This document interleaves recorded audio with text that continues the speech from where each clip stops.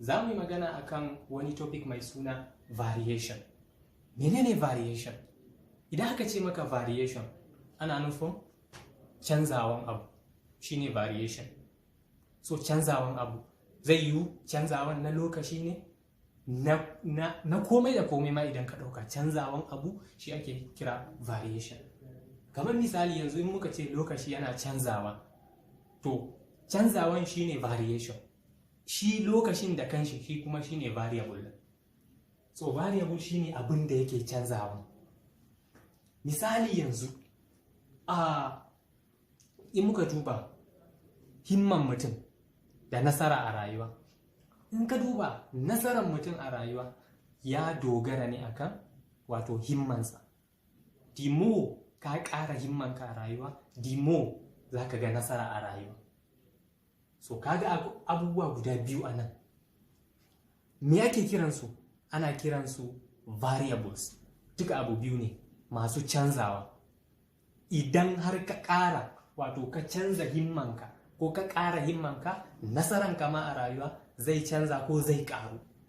To wannan ana kiransa variable. Variable ɗin guda biyu. Akwai abin da ake ce ma dependent variable, akwai kuma independent variable. Me variable ɗin?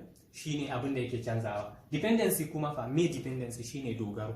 Abu kaza ya dogara akan abu kaza. Kamar yadda muka yi misali akan nasara da himma, za mu ce nasarar mutum a rayuwa ya dogara ne akan himmansa. Ya ake rubuta shi da mathematics? Ana rubuta haka, proportionality sign. Wannan proportional yana nuna cewa nasara ya wato dogara akan mai himma na mutum. Haka ake rubuta shi a mathematics.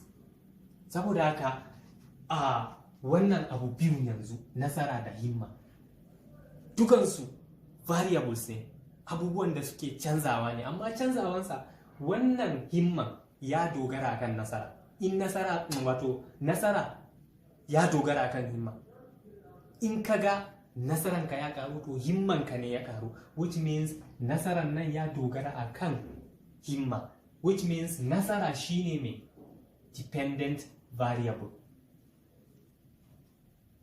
Himma fa bai dogara kan nasara ba, to shi kuma shine mai shine wato independent variable. Sai musa himma kuma nan, himma shine independent variable. So idan ka ƙara himma sai nasaranka wato ya ƙaru.